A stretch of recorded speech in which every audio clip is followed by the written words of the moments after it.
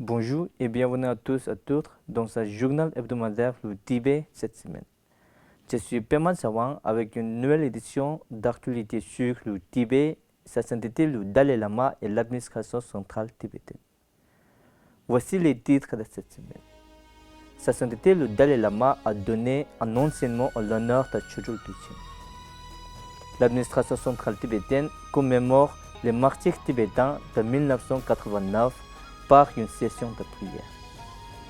L'administration centrale tibétaine commémore le 66e jour du soulèvement national tibétain avec des délégations d'Estonie et de Slovaquie. Les délégations slovaques et estoniennes réaffirment leur soutien au Tibet lors d'une conférence de presse commune. Le 5e rassemblement, l'Europe soutient le Tibet, réaffirme le soutien mondial à la liberté tibétaine.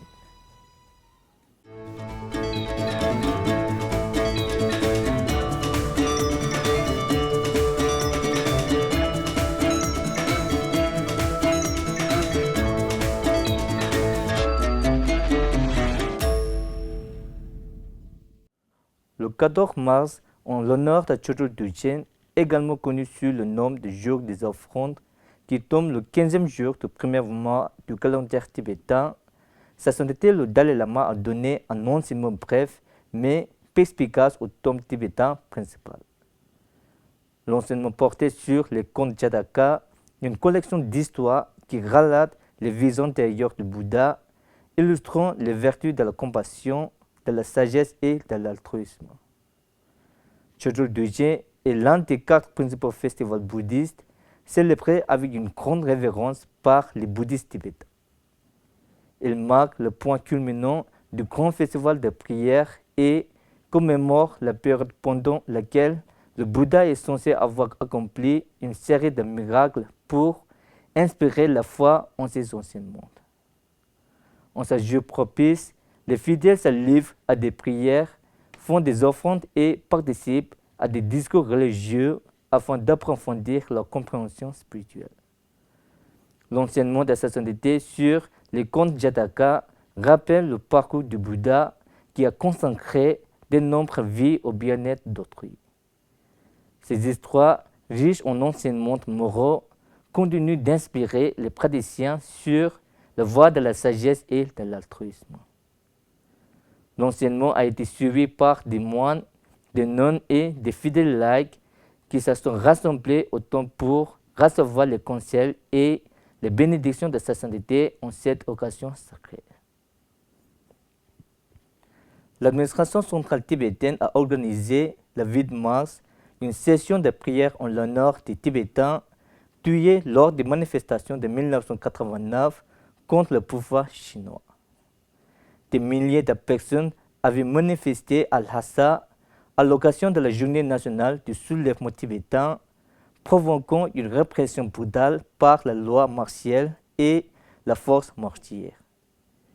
Dans son discours, Sejong Penpa Tsering a souligné la capacité des Tibétains à préserver leur identité malgré les restrictions croissantes.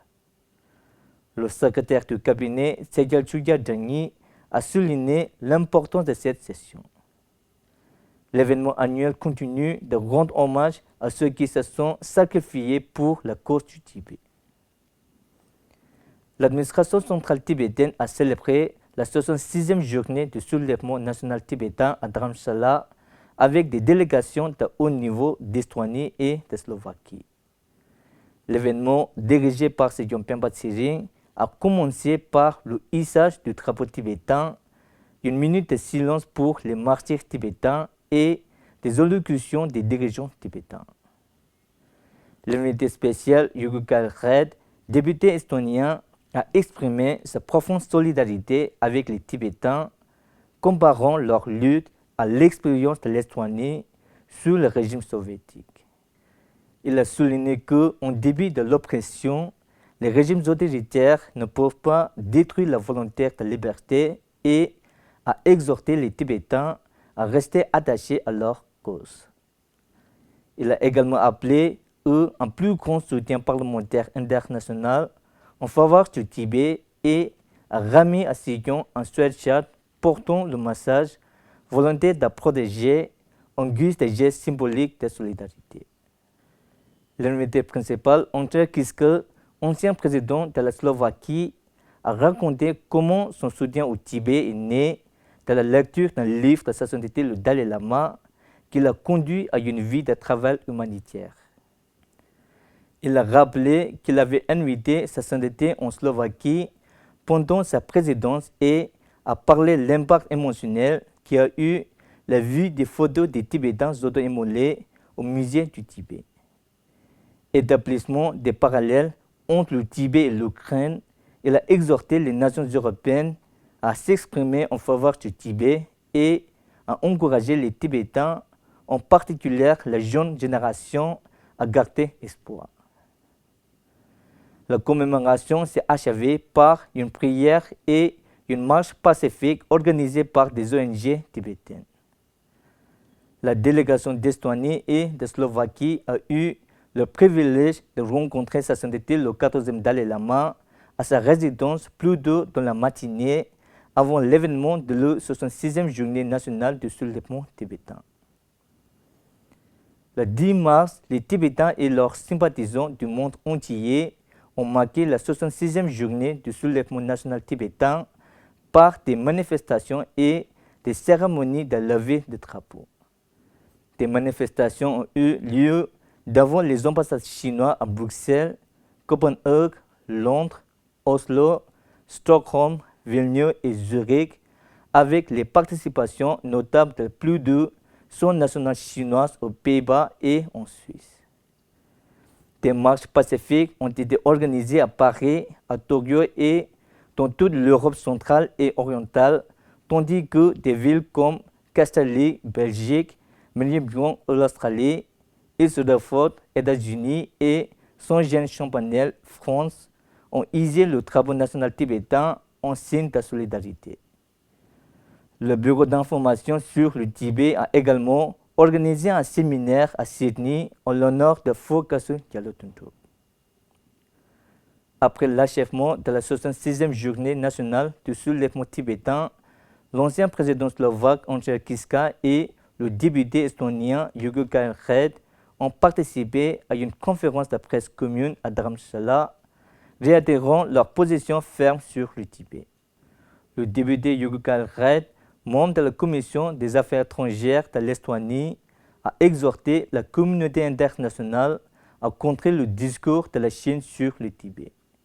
Il a critiqué les citations des dirigeants mondiaux dues à la politique d'une seule Chine et a expliqué qu'il recevait régulièrement des protestations diplomatiques de la Chine qu'il jugeait sans fondement. Le Tibet existe et le Tibet est occupé, a-t-il déclaré, appelant à une voix mondiale plus forte pour soutenir le Tibet.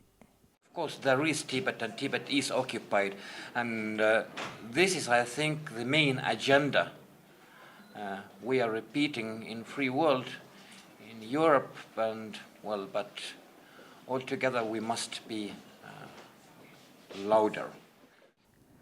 L'ancien président Kiska a réaffirmé son lien personnel profond avec sa sainteté le Dalai Lama, racontant comment les enseignements de sa sainteté ont façonné son travail humanitaire. Il a évoqué sa visite émouvante au musée du Tibet et les sacrifices consentis par les Tibétains pour leur liberté. So, as my friend said, we have to speak loudly what's going on. We have to help all world to recognize what's going on, and please, that's my message for all Tibetans. Stay true with your values. Compassion, love, empathy, and the world will stay with you. You are not alone. Le monde doit parler plus fort de la lutte du Tibet, a-t-il insisté, soulignant que les Tibétains ne sont pas seuls. Les deux dirigeants ont appelé les nations européennes à prendre des mesures plus énergiques en faveur du Tibet et à s'opposer à la répression de la vérité par la Chine. La conférence de presse s'est achevée par une séance de questions-réponses avec les médias locaux, au cours de laquelle les dignitaires ont réaffirmé leur engagement à défendre le Tibet au niveau international. Le 11 mars, la délégation estonienne a rencontré le président du Parlement tibétain en exil, Khenpo Sonam Tempe, la vice-présidente Joma Tsering Tekang et les membres du comité permanent du Parlement tibétain en exil. Le président a exprimé sa gratitude pour leur soutien et a souligné l'urgence de résoudre le conflit sino-tibétain, de préserver l'identité culturelle du Tibet et d'obtenir le soutien de la communauté internationale pour la reprise du dialogue avec la Chine. La vice-présidente a souligné l'importance du Tibet pour l'environnement et a invité les délégués à défendre la cause du Tibet dans le Forum européen.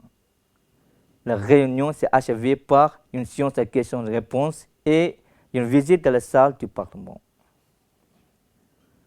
Plus de 3000 Tibétains et sympathisants se sont rassemblés à La Haye, aux Pays-Bas, pour la 5e édition du rassemblement L'Europe soutient le Tibet, qui marquait la 66e journée du soulèvement national tibétain.